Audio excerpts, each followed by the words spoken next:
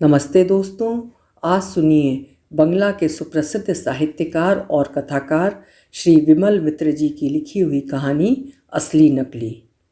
विमल मित्र जी को हिंदी पाठकों में बहुत ही लोकप्रियता प्राप्त है।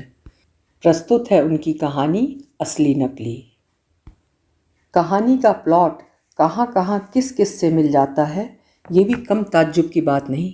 जीवन में मैंने जो कुछ भी लिखा है, कथा, साहित्य या उपन्यास, वो यूं ही लिख डाला है। इसमें वस्तुतः मेरा कोई भी कृतित्व नहीं। जो कुछ भी कृतित्व है वो उस अदृश्य विधाता पुरुष का ही है। अब इस कहानी की ही बात लीजिए। मैं जयपुर गया हुआ था। जयपुर के हीरे जवाहरातों की भारी शोहरत है। मुझे भी एक उम्दा किस्म के पन्ने की खास ज़रूरत थी, सो मैं पन्ना खरीदने की गरज से ही जवाहरातों की एक दुकान में गया था।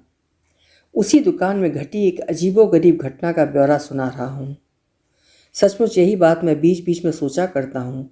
हिंदुस्तान में मैं जहाँ भी गया हूँ, वहीं मैंने हर पल उसी एक ही अखंड आत्मा के विभिन्न रूपों को प्रतिभासित होते देखा है। बंगाल के किसी शहर में मैंने कुछ देखा है, वही देखा है सुदूर राजस्थान में भी। मेरे जयपुर के दोस्त प्रताप सरकार ने मुझसे कहा था, अगर पन्ना खरीदना है तो मैं तुम्हें अपनी जान पहचान की एक दुकान में ले जा सकता हूँ। मैंने जवाब दिया था, मैं किसी नामी दुकान में जाना नहीं चाहता। वे गला काट दाम वसूल करने से बाज नहीं आएंगे। लेकिन प्रताप सरकार एक अरसे से जयपुर में रहते थे। राजस्थान के सचिवालय में नौकरी करते करते उन्होंने अपने बाल सफ़ेद किए थे और फिर उनको नाटक थिएटर की खासी सनक थी। जयपुर के हर तबके के बीच वे अपनी मिलनसारिता की वजह से लोकप्रिय थे। कुल मिलाकर ये कह सकते हैं कि उन पर निश्चिंत होकर भरोसा किया जा सकता था। मेरी ज़रूरत की बात सुनकर वे मुझे अपनी गाड़ी में बैठाकर कहाँ ले आए, उस जगह का पता ठिकाना जानने की मुझे आवश्यकता न थी। मैंने देखा कि वो दुकान कोई तड़क भड़क वाली दुकान नहीं थी। एक बूढ़ा कारीगर भीतर की तरफ बैठा किसी रत्न को ठुक ठुक कर तराश रहा था। दोपहर का वक्त था और दुकान का मालिक दुकान पर मौजूद न था। प्रताप एक बारगी दुकान के भीतर घुस गया। उसने पूछा, क्यों भाई हरि बाबू, आपके मालिक कहाँ हैं? मिस्टर प्रेमलानी कहाँ गए हैं? अपना काम रोककर हरि बाबू बाहर आए। उन्होंने प्रताप सरकार का स्वागत करते हुए कहा, बैठिए सरकार बाबू, प्रेमलानी साहब तो खाना खाने के लिए घर पर गए हैं। कहिए, मैं आपकी क्या सेवा कर सकता हूँ? क्या आप हमें एक पन्ना दिखाएंगे? ये हैं मेरे दोस्त मित्र बाबू, कलकत्ते से आए हैं। इन्हें एक पन्ना खरीदना है। 5 रत्ती का पन्ना होने पर भी काम चल जाएगा। बूढ़े हरि बाबू दुकान के कोने में रखी एक लोहे की तिजोरी खोलकर पन्ना बाहर निकालने लगे। इसी बीच एक गाड़ी के रुकने की आवाज़ सुनाई पड़ी। मैंने पीछे मुड़कर देखा कि दुकान के सामने आकर एक बड़ी सी गाड़ी रुकी थी। उसे देखते ही ऐसा लगा कि वो किसी रईस आदमी की गाड़ी थी।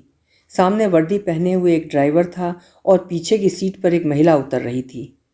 झलमल करती जरी की साड़ी, गले में मोतियों का हार और कानों में मोतियों के कर्णफूल, दोनों कलाइयों में मोती जड़े सुवर्ण कंगन।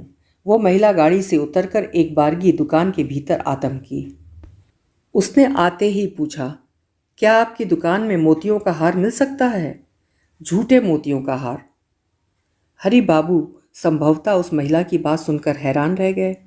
उन्होंने पूछा, झूठे मोतियों का हार?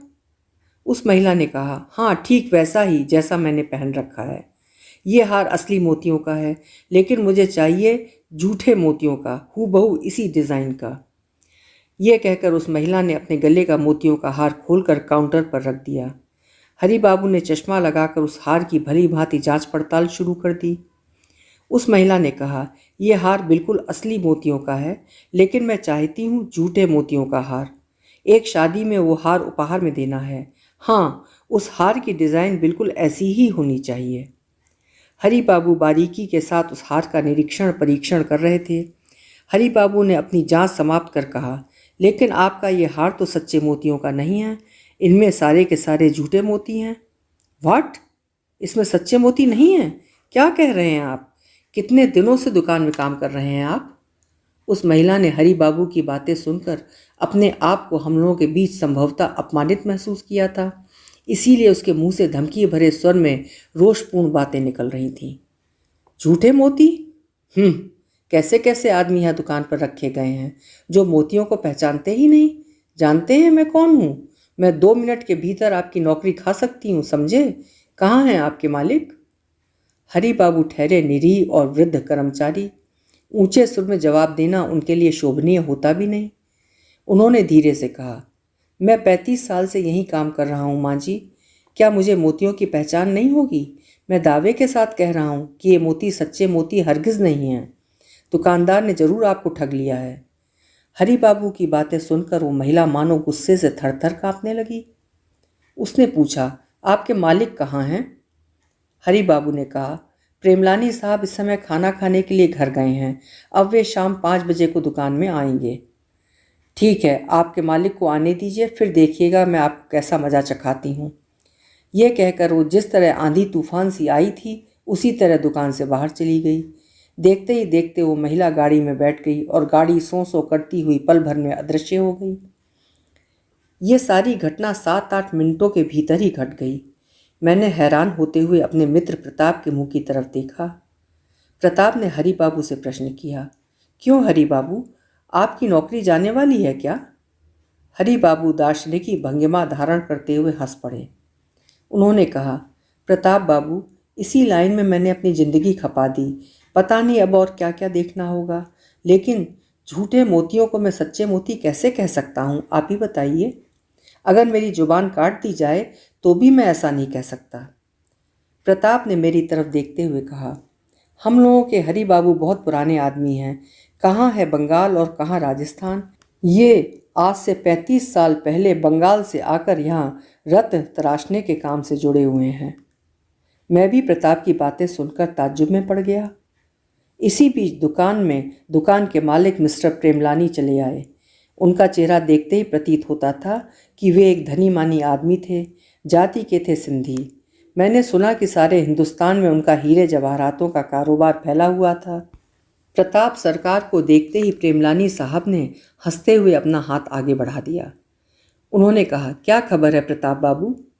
प्रताप ने कहा, एक पन्ना खरीदने के लिए आए हैं साहब। बिल्कुल निदाग पन्ना होना चाहिए, बेदाग।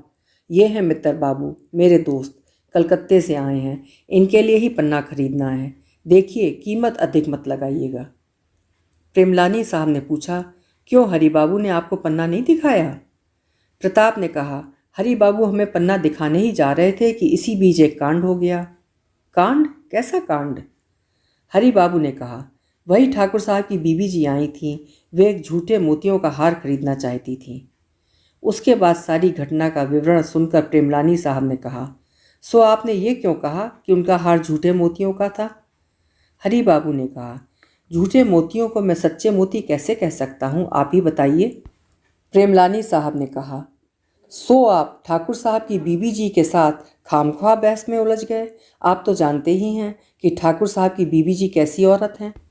प्रताप ने पूछा, क्यों प्रेमलानी साहब, ठाकुर साहब की बीबी जी कैसी औरत हैं, बताइए ना। प्रेमलानी साहब ने कहा, अरे प्रताप बाबू, उनकी बात आप छोड़ ही दीजिए। ठाकुर साहब उन्हें पिछले साल ही बम्बई से ब्याह लाए हैं। इनकी माँ अपने ज़माने की मशहूर सिनेमा एक्ट्रेस थीं। शादी करने के बाद से ही ठाकुर साहब की नाक में दम आ चुका है। ये ठाकुर साहब की तीसरी बीवी हैं। तीसरी बीवी? हाँ, पहले की 2 पत्नियों से तलाक हो चुका है। पहली पत्नी अंग्रेज़ थी और दूसरी यहूदी। और ये जो तीसरी पत्नी है, इनके बारे में कुछ पता नहीं। अजी साहब कहते तो यहाँ तक हैं कि कोई इनके बाप का नाम तक नहीं जानता। ये सब सुनकर प्रताप भारी ताज्जुब में पड़ गया। उसने कहा, क्या सचमुच? मैं तो ये सब कुछ भी नहीं जानता था। इन सभी बातों को सुन सुनकर मुझे भारी ताज्जुब हो रहा था। मुझे समझाते हुए प्रताप ने कहा, ये सब यहाँ के राजाओं और मंत्रियों के वंशधर हैं। अब तो सारी स्टेट गवर्नमेंट ने ले ली है, इसीलिए राजाओं की हालत ख़राब हो गई है, और फिर मंत्रियों का तो कहना ही क्या। प्रेमलानी साहब ने कहा, भाई, उनके भीतर अब कुछ बचा नहीं है। सिर्फ बाहर का दिखावटी रौबदाब भर रह गया है। ये कहते कहते ही हठात दुकान के सामने एक दूसरी गाड़ी आकर खड़ी हो गई। गाड़ी की तरफ देखते ही प्रेमलानी साहब ने कहा, ये लीजिए, ठाकुर साहब भी आ गए। मैंने देखा कि गाड़ी से सूट बूट पे सजे धजे एक सज्जन उतरे। उम्र के अधेड़ और शरीर से स्थूलकाय मोटे सोटे।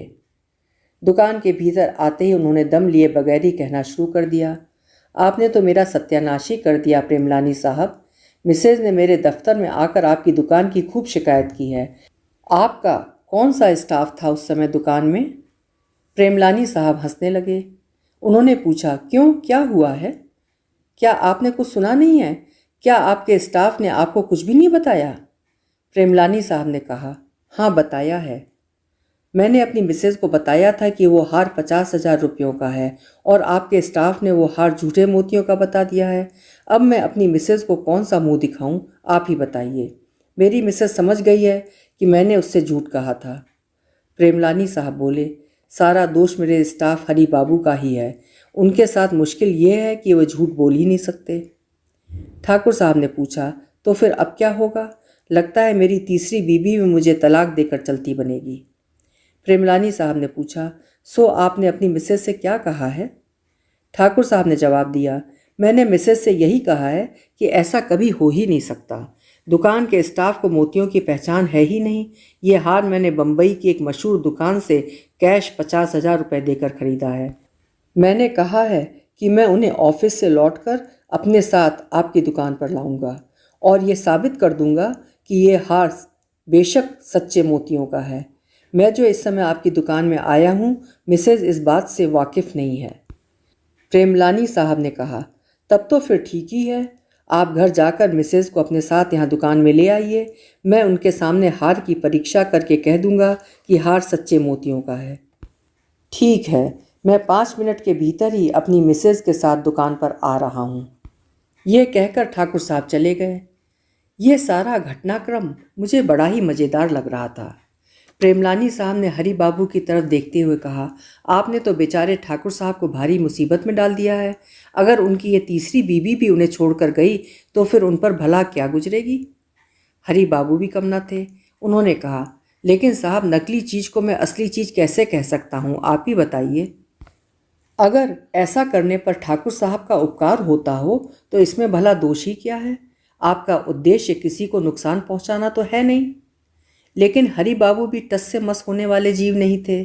उन्होंने कहा, आप मेरी जीभ काट लें हुजूर, ये मुझे मंजूर है, लेकिन मैं झूठ नहीं बोल सकता साहब। तो फिर जब ठाकुर साहब अपनी बीबी के साथ यहाँ आएंगे तो मैं आप पर बेहद नाराज़ होते हुए आपको खरी खोटी सुनाऊंगा। तब आप कम से कम चुप तो रह सकेंगे ना? हरी बाबू कुछ जवाब दे पाते उसके पहले ही ठाकुर साहब की गाड़ी आकर दुकान के सामने खड़ी हो गई। ठाकुर साहब और उनकी मिसेज गाड़ी से उतरकर दुकान में चले आए।